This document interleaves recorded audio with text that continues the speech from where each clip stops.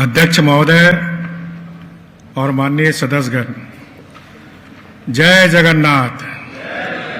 नवगठित 17वीं विधानसभा के प्रथम सत्र में आप सभी को संबोधित करते हुए मुझे अपार हर्ष एवं गर्व का अनुभव हो रहा है। यह अत्यंत प्रसन्नता का विषय है कि 17वीं विधानसभा के चुनाव शांतिपूर्ण ढंग से संपन्न हुआ। मैं आशा करता हूं कि सभी निर्वाचित विधायक उड़ीसा के चौमुखी विकास से संबंधित मुद्दों को प्रभावशाली ढंग से रखकर प्रदेश के सर्वांगीण विकास में अपना सहयोग देंगे। मैं सभी माननीय सदस्यों का हार्दिक स्वागत करता हूं, हार्दिक अभिनंदन करता हूं। मेरी सरकार का यह प्रयास होगा कि समाज का हर वर्ग राज्य की विकास की प्रक्रिया से समान रूप से जुड़े और हम सबकी सम्मिलित सृजनात्मक ऊर्जा इस राज्य के उत्थान के प्रति समर्पित हो। मैं यह विश्वास दिलाता हूं कि मेरी सरकार उड़ीसा राज्य की संपूर्ण जनता के हित में को सर्वोपरि मानते हुए निष्पक्ष नीतियों पर चलेगी। मेरी सरकार शहीदों के त्याग और बलिदान को हृदय में आत्मसात करते हुए द्वेष, घृणा, अहंकार, प्रतिशोध से दूर रहने का प्रण लेकर कार्य करेगी। उड़ीसा अस्मिता को केंद्र में रखकर सजग, तत्पर, स्वच्छ, पारदर्शी और संवेदनशील प्रशासन के माध्यम से राज्य की प्रगति को उच्च शिखर पर ले जाने के लिए संकल्पित है। युवाओं को रोजगार, किसानों को हर समय सहायता, महिलाओं का सशक्तिकरण, दलितों और आदिवासियों के संवैधानिक अधिकारों एवं सुरक्षा, कवचों की रक्षा, भूमिहीनों को भूमि, खेतिहर मजदूरों की सहायता तथा दुर्भावना आधारित कानूनी उलझनों से दलित, आदिवासियों, अल्पसंख्यकों एवं गरीबों को मुक्ति देना मेरी सरकार की प्राथमिकता में शामिल होना। आज यहां उपस्थित माननीय सदस्यों से मेरा निवेदन है कि वे उड़ीसा के पूर्व राज्यपाल स्वर्गीय मुरलीधर चंद्रकांत भंडारे, उड़ीसा के पूर्व उपवाचस्पति तथा पूर्व मंत्री स्वर्गीय सुरेंद्र नाथ नायक, पूर्व मंत्री स्वर्गीय दामोदर राउत, स्वर्गीय डमरूधर उल्का, स्वर्गीय कमला दास, विधानसभा के सभी पूर्व सदस्यों स्वर्गीय बी सुज्ञान कुमारी देव, स्वर्गीय आदित्य माड़ी, पद्मश्री पुरस्कार विजेता स्वर्गीय कमला पुजारी, उड़ीसा पुलिस के पूर्व कांस्टेबल स्वर्गीय हिमांशु शेखर रथ के अमर आत्मा को श्रद्धांजलि देने के लिए मेरे साथ योगदान करें। सदन दिवंगत आत्माओं के शोक संतप्त परिवारों के प्रति अपनी गहरी संवेदना प्रकट करती है। वर्ष 2024 का ऐसा महत्वपूर्ण अवसर है जब उड़ीसा के लोगों ने जाति, पंथ, क्षेत्र और लिंग से ऊपर उठकर मेरी सरकार को अगले 5 वर्षों तक राज्य की सेवा करने और राज्य को विकसित उड़ीसा की दिशा में ले जाने के लिए एक ऐतिहासिक जनादेश और स्पष्ट बहुमत दिया है। लोगों ने परिवर्तन, विकास, सुशासन और अस्मिता के लिए मतदान दिया है। उड़ीसा के गठन की शताब्दी के करीब पहुंचते हुए मेरी सरकार वर्ष 2036 तक एक विकसित उड़ीसा बनाने की आकांक्षा रखती है।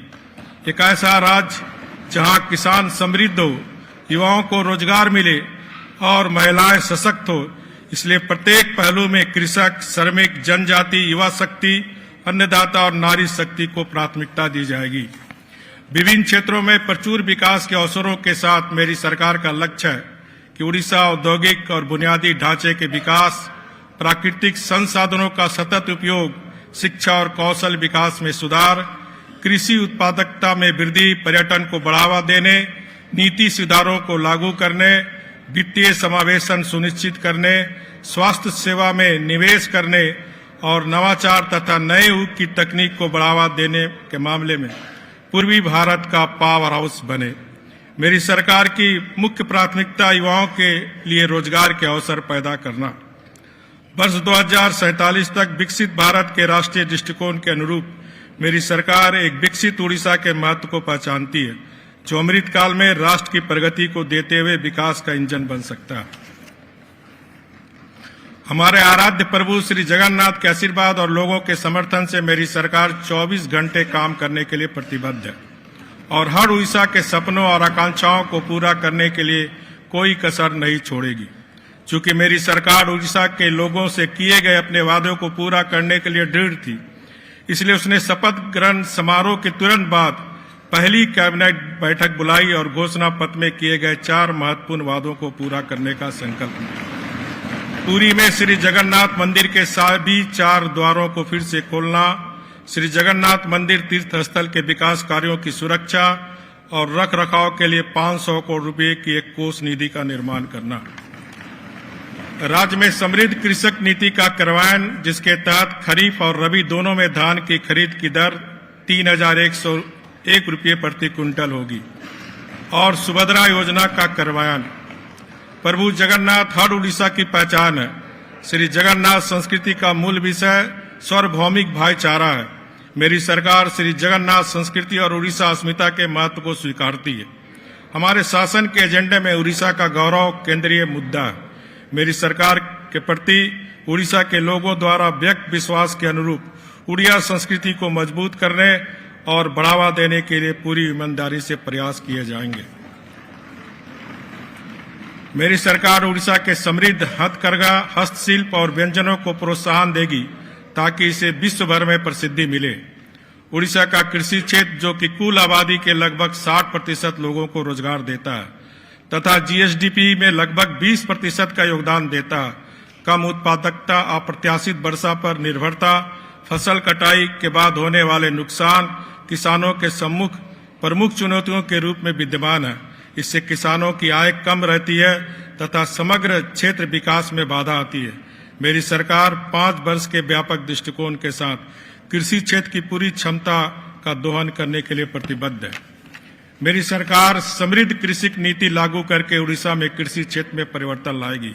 इस नीति के तहत 3100 रुपये प्रति क्विंटल के दर से धान की खरीद की जाएगी और डीबीटी के माध्यम से 48 घंटे के अंदर भुगतान किया जाएगा। किसानों की आय में उल्लेखनीय वृद्धि करने के लिए मेरी सरकार मूल्य श्रृंखलाओं, कृषि मशीनीकरण और फसल कटाई के बाद के बुनियादी ढांचे पर ध्यान केंद्रित करेगी।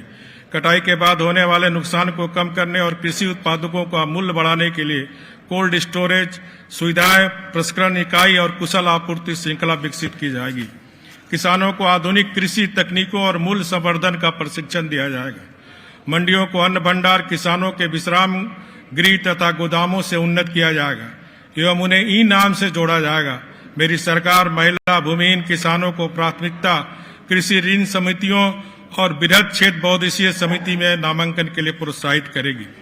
सूक्ष्म सिंचाई के लिए नवीनीकरण ऊर्जा समाधानों के साथ किसानों को सशक्त बनाने के लिए पीएम कुसुम योजना को पूरी तरह से लागू किया जाएगा।